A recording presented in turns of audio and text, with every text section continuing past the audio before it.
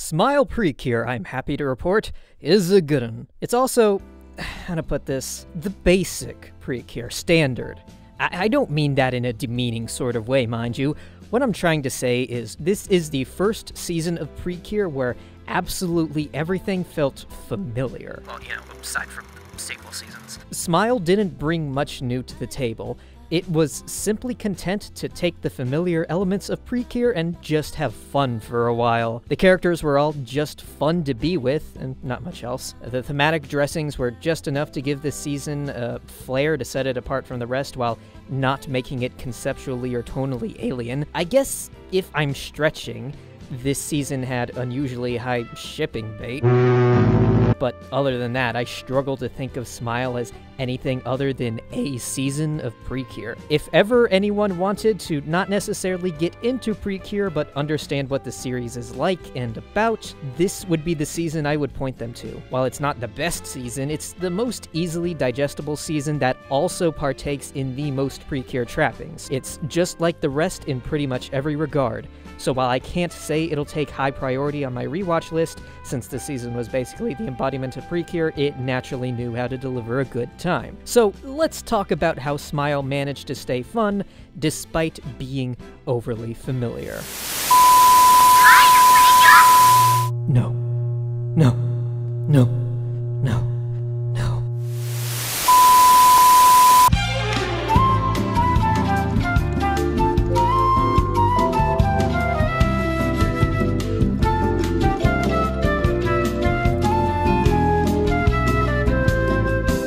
This season's primary thematic overlay is storybooks and fairy tales. This functions mostly to set this season apart from the others visually, not in terms of art direction, mind you. In that sense, this season is not visually distinct from the others. I'm talking more of what is visually presented to you, the locations the theming lends itself to. Here, the theming takes us to libraries, both real and magical, and to lands from fairy tales. The fairy companion arrives in a book. The villains stain books to bring about a bad end. The story of the Precure is constantly being recorded in a magical book. Basically, if you look for it, there's no shortage of storybook set dressing to be found. So what does this theming matter?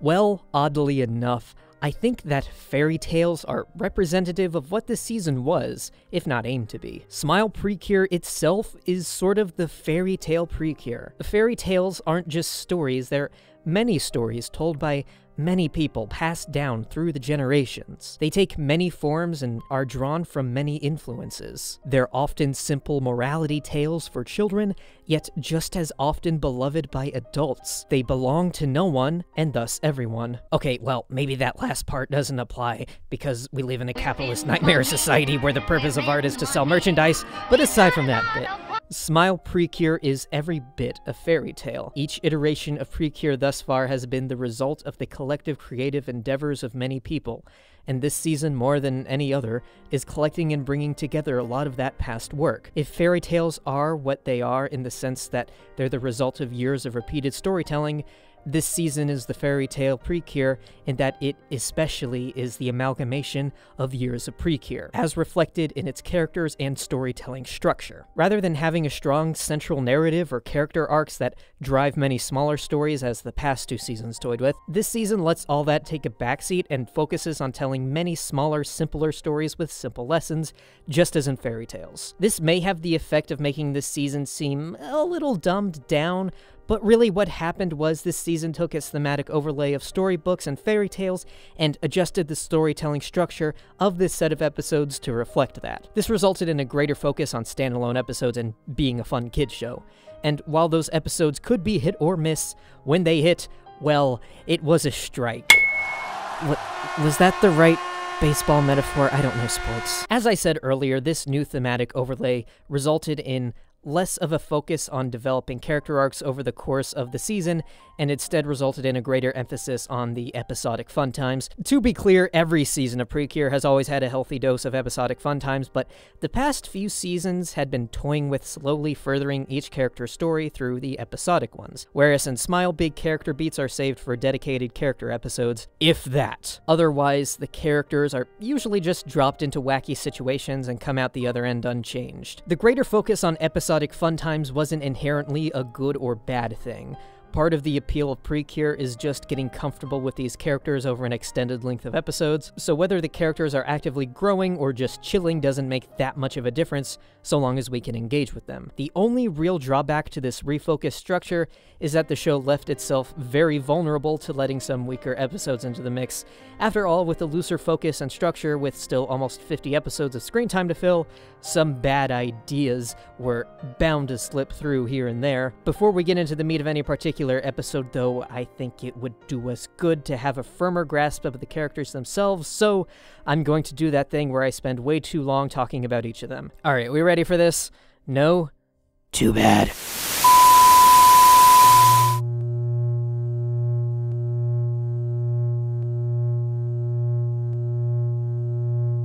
I refuse. You can't make me. You can't. This being the fairy tale season of Precure, the cast of Smile were all a bit more static than is the norm for Precure. Not to say that none of the characters grew over the course of these 48 episodes, but none to the extent as, I don't know, literally any of the rest. But again, their being static was fine, so long as the characters were fun to hang out with. And they were! Our lead this time is Miyuki Hoshizora. And given her excitable nature, her love of smiles and fun, her ability to bring everyone together in friendship and so forth, I couldn't make an argument that she's a clone of Nozomi from Yes 5, but I don't want to linger on that. Her being reminiscent of Nozomi is only evidence for this season being a culmination of past ones. Instead, let's focus on what sets her apart. Miyuki is in a never-ending pursuit of smiles, of being ultra happy. Ultra happy, ultra smiles. Miyuki's really about going the extra mile, sometimes without thinking that far ahead. Miyuki constantly presents herself as hyperactive and hyper-friendly. Hyper everything, really. But odd as it might seem, that's not her natural self. She's putting on an act, and over time she's gotten so good at playing the role of the hyperactive human sugar machine that it's become less of an act and more just her. After all, we are what we pretend to be. She's trained herself to change herself, but the old part of her still slips through on occasion. In the first episode, despite her otherwise being outgoing and happy-go-lucky, playing into being hyper-everything, she's hyper-nervous about her first day of class and about introducing herself to strangers. This is a vestige of her childhood, of a time when she was a true blue introvert, too scared to speak with others, instead choosing to wrap herself up in her hobby, storybooks. It's only through forcing herself out that she's able to change herself. And even after years of effort, doubts still linger. Why put herself through all that trouble? What could be worth the effort? The euphoric rush of a smile? The satisfaction of bringing happiness to those close to you? Being ultra happy requires ultra effort, but that effort itself is what makes the happiness so much sweeter. Miyuki's pursuit of being ultra happy is so straightforward, one-track, and narrow-focused that it risks leaving Miyuki naive of the world around her. Indeed, her single-mindedness can often leave her distracted, but that's just a part of herself that she accepts, because a few blunders here and there, so long as she learns from them, are nothing in the face of a warm smile. And hey, she's always got her friends to keep her on track. The first of those friends is Akane Hino, and she's fire. Though beyond that, I must confess, I do not have much to say about Hino Akane. I like her well enough, don't get me wrong, she just doesn't have a whole lot going on. She's the first of the two sports girls in this season's cast, her thing being volleyball. Akane's saving grace, I think, is her cheery, unflinching resolve. She's possibly even better than Miyuki at weaponizing a smile to get through a hard time, though it's a weapon she keeps in reserve. When we first meet her, we watch her lose a volleyball match. Cut to later and her practicing, and we see some liquid drip down her face. We assume they're tears, but no. It was probably just sweat. She was just practicing hard and having a good time. Next game, she wins. The takeaway here is that Akane is incredibly emotionally resilient. Where others might let setbacks tear at their psyche, Akane just powers through without a second thought. Her fortitude and can-do attitude greatly balance out Miyuki's hyper-everything. Not to mention, she's the only one of the group with an actual JOB job, so that's worth noting. Well, to be honest, culturally, I don't know if helping out at your parents' store counts as a job, but, you know, whatever, close enough. I've got a little bit more to say about Akane later, but for now, yellow time. So this is a bit weird for me to admit, but Yayoi Kisei is actually my favorite out of this cast.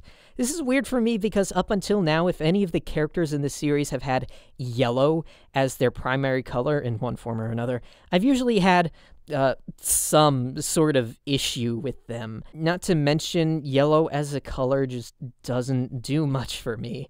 Yet, here I am, preaching the Yayoi truth. Yayoi's struggles as an artist were what really hit home with me. Big surprise, among other things I'll get into a tiny bit later. What's hard about art? Well, aside from, like, everything, easily the worst part for people like me and her is showing our work to others. We get super nervous, caught up in paranoid thoughts like, oh, what if they hate it? They're gonna hate it. It's terrible. Oh my god, why did I do this? Oh, kill me. And there's no real easy way to overcome those feelings. They'll always be there, and all we can do is try to push past them. It's a sign of inner strength when we're able to overcome those feelings long enough to be able to put our work out there, something which I still haven't been able to do with anything important. So, a cartoon middle schooler is braver than me is what I'm saying.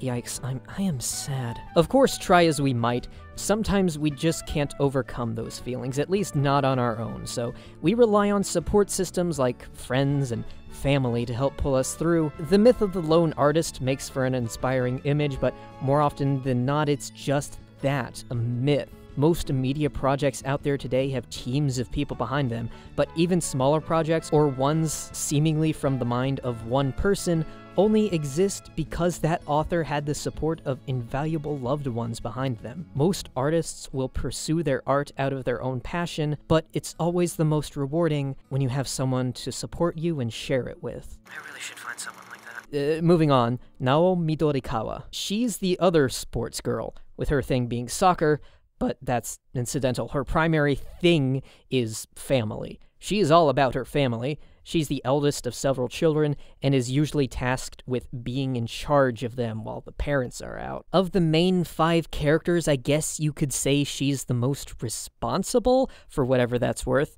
But Nao here is where this season's renewed focus on episodic fun times really comes back to bite it in the rear. Nao's kind of the most boring character this season. I really wish I had a nice way to say that. She has the least going on personality-wise. She's rarely personally tested, and she doesn't really grow. Again, static characters aren't inherently a flaw within storytelling. They can serve all kinds of functions. But when you've got a character like Nao, who just has the one thing, and that thing is repeated over and over, at some point, you just want something, anything to change, please. But no, nothing ever will. She's stuck as is, and we've got to live with it. To repeat, her one thing is family. Every episode that focuses on her only serves to reinforce how important family is to her. She'll do anything for them, every time. Her dedication to her family is never meaningfully challenged. Like, they never get into arguments that make her appreciation for them wane or anything like that. No, just every episode with her is she loves her family, and then the baddies come, and her family's in danger, and she fights to protect them, and she wins. And that's it.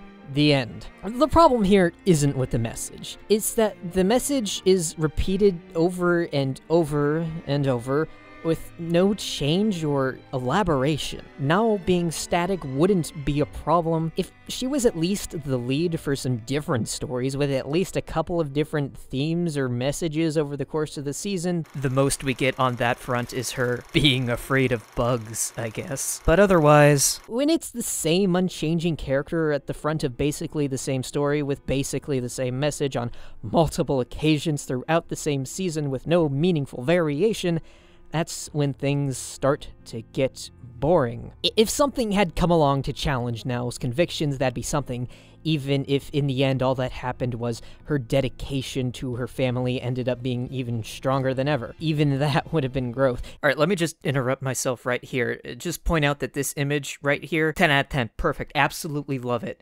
Nao's redeeming quality is this picture right here. It's fantastic. Imagine if being a part of the whole Precure thing came into conflict with her already busy family life? What if she were juggling her family responsibilities versus her magic fighting responsibilities, and one day it was too much, and she chose Precure over her family, resulting in a rift forming between her and her family, and her having to mend that relationship? Sorry, I don't want to get too deep into rewriting the show here, because then this would just be light fan fiction. The point here is that now could have been lent a little depth if some conflict had been thrown her way that directly challenged her core self. Some conflict like that could have reinforced her dedication to her family and helped her to grow. But no. Instead, the now at the start of the season is pretty much the now at the end. And that's sad. You know, Akane was pretty static as well, but at least she had different things happen to her. She wasn't just about her one thing. She got to be the focus of other very different stories. There was a story about responsibility, where she was in charge of her family's restaurant for a bit. And then there was that time where she fell in love with the cutest gosh darn foreign exchange student she ever did see. She might not have done all that much growing, but at least she wasn't forced into the same situation over and over. By putting her at the forefront of different stories, while she didn't necessarily change, we at least got to explore different facets of her character by observing how she tackled each new situation, and her responses had the potential to surprise. Now though, nope. But let's end this section on a better note. Reika Aoki. She's cool. Get it, 'cause she uses ice. Reika's all about finding one's path in life, regardless of the expectations of others. At the start of the season, she's the most passive, smart person I've ever seen, sort of just coasting along on her intelligence. Not in a cynical way, mind you, nor even consciously. She's generally well-mannered and considerate of others. What I mean is, she just goes along with the path laid before her because of her intelligence, without a second thought. People tell her she's intelligent and tell her about the things smart people do, join the student council, study abroad, and she just goes along with them without thinking whether she really wants them for herself. Even when it comes to joining the superpowered gang, she mostly goes along with it because it's the right thing to do and not out of any personal desire or sense of justice or anything like that. Once this is pointed out to her, she spends almost the rest of the season in low-key existential crisis mode, desperately searching for her own desires, her own path. And at the end of that crisis, she learns that sometimes it's okay to be a little selfish. While she doesn't necessarily find her exact path, she does gain the ability to freely choose her own path for herself and leave no regrets. Initially, when her friends wanted her to run for student council president, she said no, because she really didn't know if she wanted to. She did end up running, but only because she saw that the other candidates were potentially harmful to her beloved school environment. In that context, she came to realize that she herself cared about her school. She cared about wanting to change it for the better for herself. Her own sense of duty and justice spurred her on to run. Hers, not anyone else's. Her last major conflict is about being selected to study abroad. She only initially signed up because others thought she should, but when the time came, she realized she valued her friends more and chose for herself not to go. She chose to prioritize her feelings and happiness above all else, and chose the corresponding path. It was a hard choice, but she made it, and now she's primed to make many others. She freed herself from the burden of living up to the expectations of others so she could live her life as she chose. To put it another way, there's value in being selfish. If you only ever act according to the will of others, you're not leaving any room for yourself. You risk letting others control you and not giving yourself a chance to decide for yourself your own happiness. While listening to others can be a good idea, if we never do anything for ourselves just because we wanted to, we'll drive ourselves crazy. Reika needed to learn, and did, that sometimes what's best for you isn't always what others want. To make yourself happy, sometimes you have to make the selfish choice, and that's okay. Follow your hearts, kids. Overall, solid cast. Their greatest strength is in just being fun to hang around. This season's greater focus on its episodic structure meant they all didn't get as strong of arcs as each other or past main characters over the course of the season, but that was okay, because even without developing, they were fleshed out enough to be believable and thus fun to hang out with. Speaking of that episodic structure, though, let's talk about some of those episodes.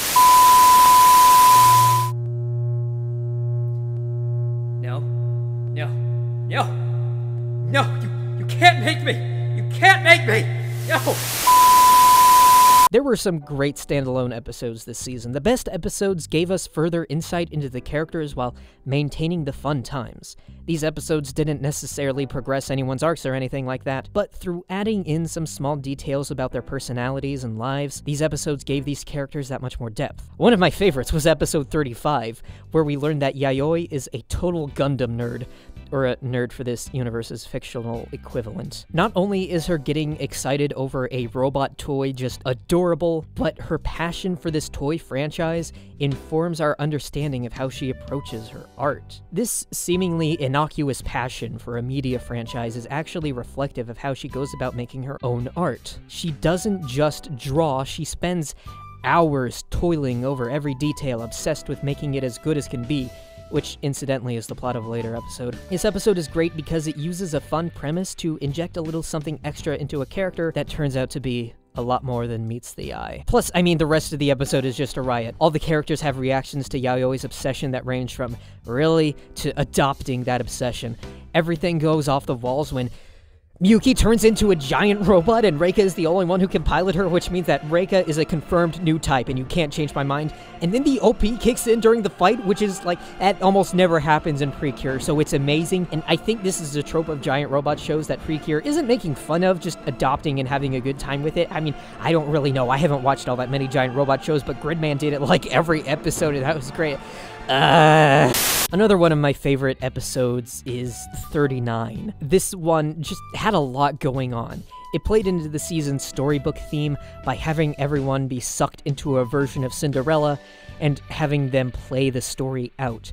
Miyuki's enthusiasm for her role reinforces her love of stories and fairy tales, and her unwavering determination to see the tale through to the end is evidence for her being single-minded to a fault about the things she cares about. She'd move heaven and earth to see the story through, and that fierce dedication to something as simple as Cinderella is only amplified when everything gets serious to the level of saving the world a few episodes later. But really, we're here for the fun bits. Everyone had to play some role, so Yayoi got to be the cutest little witch, and the role of the prince was naturally played by... oh god. Too awesome!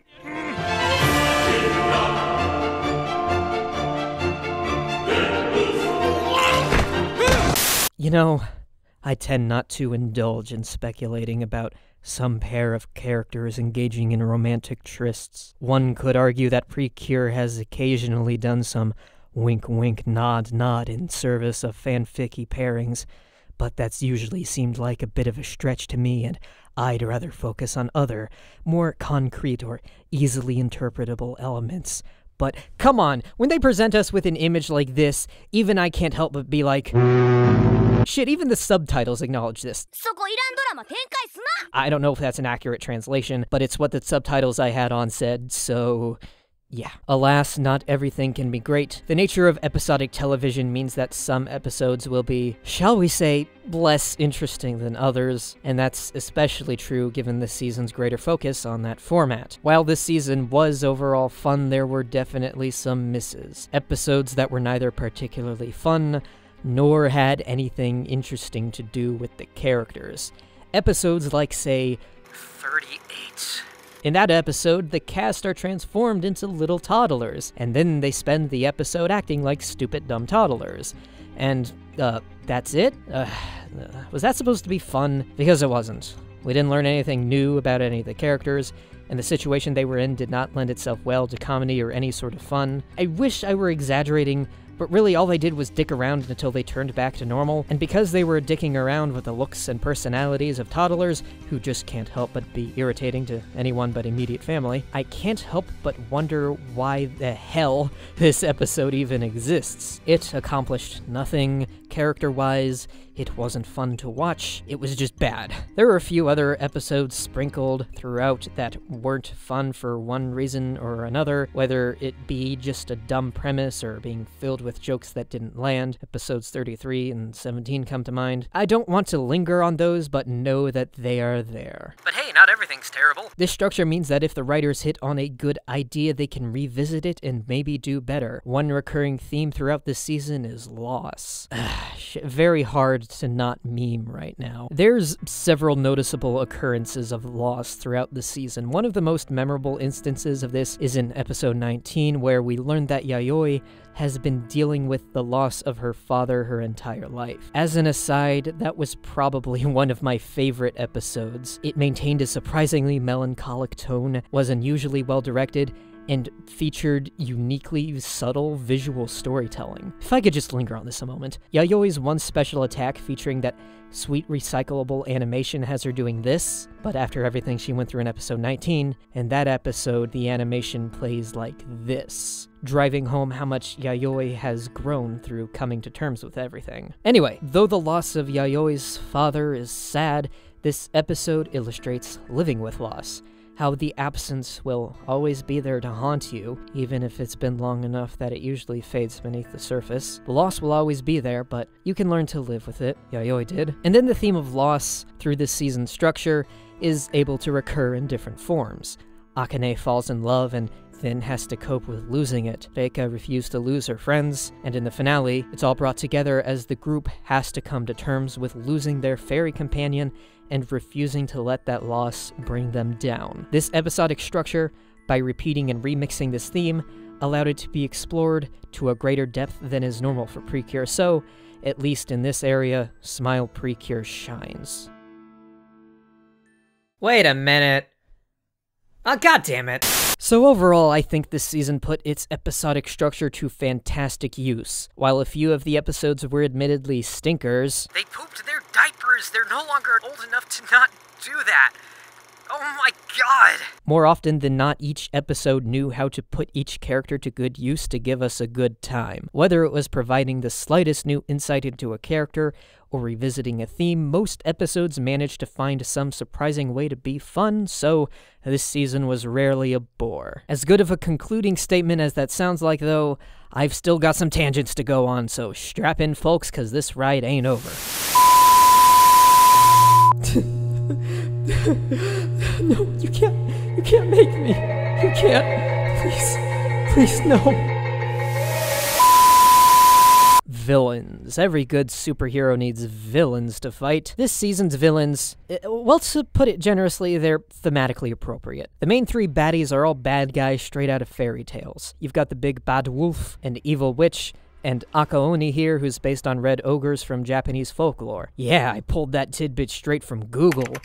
Their thematic relevance is pretty much all they have going for them. Playing into the episodic stories, the most they're good for is one-off laughs on an episode-by-episode basis before pissing off and letting someone else be the baddie of the week. Though honestly, that structure pretty much applies to all Precure baddies throughout every season, so I can't even really compliment these guys for that. They're really not that memorable. But then there's the big bad Piero, and his loyal servant Joker. These two have a bit more going on, though admittedly it took another trip to Google to really learn about what was going on with them. To be honest, when I first heard the name Piero, I was convinced that Toei, the animation studio behind Precure, was taking a jab at Studio Piero by naming their villain after it, and honestly, I still very much want to believe that, but the internet has more plausible theories. The more plausible theory, and again, pulling from the internet here, so have your grains of salt ready, is that Piero and Joker are based on similar characters from the, and pardon my pronunciation, Commedia dell'arte, or Comedy of the Profession. I probably should have looked up how to pronounce that, but fuck it. These comedies, as I'll call them for simplicity's sake, were a form of early Italian theater from the 16th century. While there's a whole lot that can be discussed about these comedies in terms of their history and how they were hugely influential to theater and the arts globally, for our purposes, all we're interested in is the fact that they typically relied on a set of stock characters. These stock characters were typically masked and filled a variety of roles, such as lovers, captains, and fools. One such prominent fool was named Piero. Unusually, the Piero featured in these comedies was unmasked and came to be sort of a sad, solitary figure. At one point, at least, Piero has been many different things and taken many different forms throughout history. I mean, Christ, just scroll through this dude's Wikipedia page, look at all this shit! Point being, Piero was a stock character, a muse, someone returned to over and over. Given that, Piero is a figure that sort of transcends time. He's lasted for centuries and may last more. This nebulous figure, fool that he is, has influenced and been influenced by centuries of history, so whatever form he takes is sure to be drawn from the knowledge of centuries prior, and whether that affects his character in universe or not, he almost inevitably becomes a reflection of storytelling itself, of what it is and how it's evolved. So his form in Smile Precure, he's not a tangible villain per se, but more a nebulous force, always out there observing and influencing life, even as the people in the world are unaware of him. The show version is also a product of human energy, though instead of being the result of the collective creative energy of centuries of humanity, he's instead derived from centuries of sadness, of tragedies, and stories with, as he would put it, bad endings. This ties back into this season's storybook theming. On top of being about the stories we tell, the main villain himself is the incarnation of every tragic event ever put to paper. Himself a version of a character that has permeated literary history. Fitting, if nothing else. Wow, I sure pulled a lot out of my ass after like half an hour of research. Man, I must look so smart right now. So I never really talked about the fairy companions all that much, which is odd given their prominence across every season. I suppose part of the reason for that is that we just have not yet topped Tart from Fresh Precure. Dude, that guy was my man. But really, while they have been very present, there was rarely ever anything worth noting about them, even when they were plot devices. The few from Heartcatch were just there, and the one from Sweet, God, I already only barely remember anything about him, her. That's just sad. I think it was a cat. This season's Fairy Companion 2 will be the first thing I forget about a few weeks from now when I'm deep into Doki Doki. Candy's only memorable bits were when she was being profoundly irritating. Remember how I didn't care for the episode where all the main characters were turned into toddlers? Well, Candy is a toddler all the time, and always acts like it. Fun. She's the group's id. She'll whine and complain to get what she wants, or when things don't go her way, and she repeatedly causes havoc for the group for no good damn reason. And she's pretty much just forgiven for it? What really gets to me about her is the emotional weight put on her during the last few episodes. Like, we're all supposed to be really sad that she's totally going away forever, but she's been terrible this whole time. Please, hurry up and get lost. I'll be glad when you're gone. But that's just all me being a nitpicky asshole. Don't put too much stock in what I just said if Candy never bothered you personally, or if child characters acting too much like children never gets to you. That just happens to be a personal pet peeve of mine. I'd rather have characters that didn't act like total pissants to the detriment of everyone around them for no good reason, but hey, that's my blind spot. Putting that aside, I think that does it for Smile Precure. Overall, it was pretty good.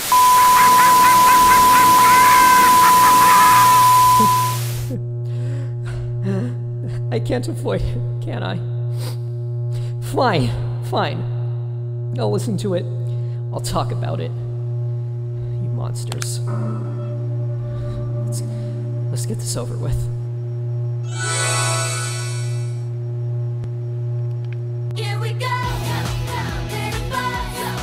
Shining bright.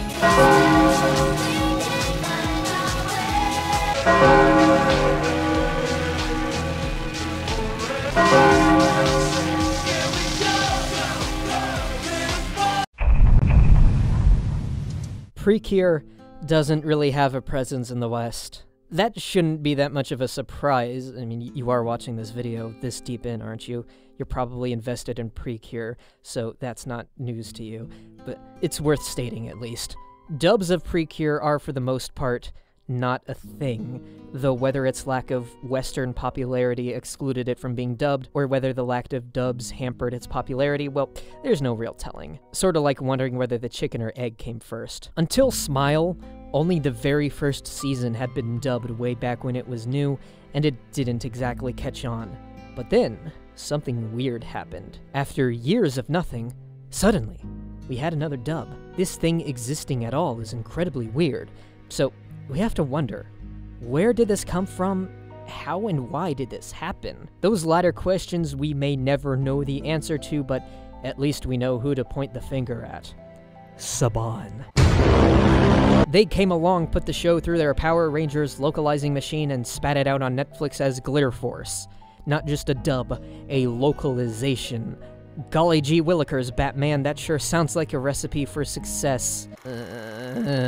So first things first, the performances, they are fine. Couple of miscasts in there, or at least I'm so used to the Japanese voices that any deviation was always going to be sacrilege, but from what I heard, which admittedly wasn't much, no one phoned it in. The English voices themselves aren't murder on the ears, they're perfectly listenable, but those are the only points I'm giving this thing. Let me say that I absolutely do not understand whatever mindset is behind the whole Americanization thing. Miyuki is now Emily, Akane is now Kelsey, and so on. And just why? Do the producers really think that Western audiences, children in this case, won't be able to relate to characters if they have names that are a little weird? I can't imagine it makes them any more relatable, and shit, keeping names the same could only do kids good by exposing them to other cultures and broadening their horizons.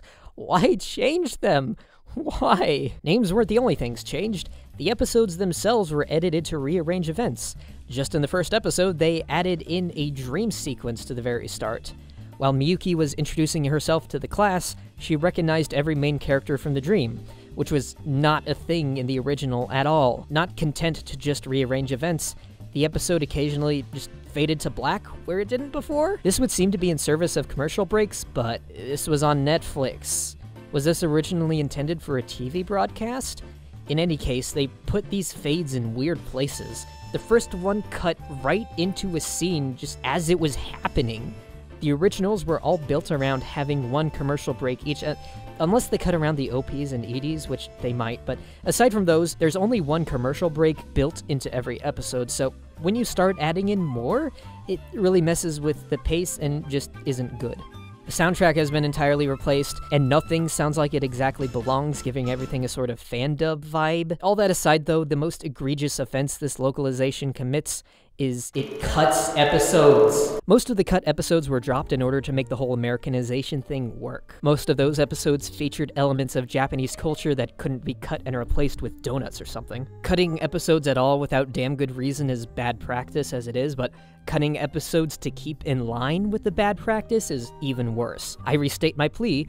They should have dropped the whole localization thing and just made it the more normal dub. Kids are smart, I promise you. They'll like it just the same. Bizarrely, one of the episodes that got cut was episode 19. That was the one about Yayoi's dad. Guys, that was actually the best episode of the entire season. Why would you cut that? What the fuck? So yeah, Glitter Force is something you should pretty much ignore. Between the baffling localization decisions, odd sound mixing, and edited and cut episodes, this is just inferior to Smile Precure in every way. Stick to the original. Well, hey, at least they learned from their mistakes and never tried this again. Wait, what's with the dramatic music? No, please don't tell me. They didn't do it again, did they? Please, no! No, God! That was a bit of a downer, so let me rattle off a few minor points before wrapping up. Animation this season's a step up from last, in terms of the excitement being both consistent and high. That is to say, there was more awesome fight animation, and the best of it outclassed the best of Sweet. I appreciated the sheer amount of gimmicks this season, like episode 11 being Honey, I Shrunk the Kids. I'm very poppin', y'all! Also, the two movies this cycle, the season-specific one and the crossover one, were both great, the latter especially featuring some wowza animation and a cut I can't help but make an editing gag out of.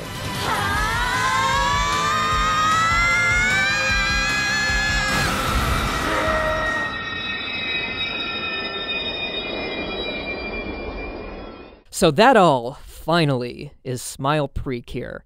It's a right good fun time.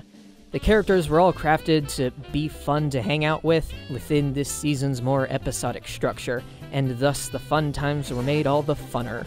That's a word. The storybook theming actually mattered, and the dub, well, exists. Given the structure and tone, everything felt simpler, and the recurrence of familiar Precure elements made this season feel like an amalgamation of the franchise thus far. It's not necessarily the best. It's worse than some seasons, better than others, but at the end of the day, this is Precure.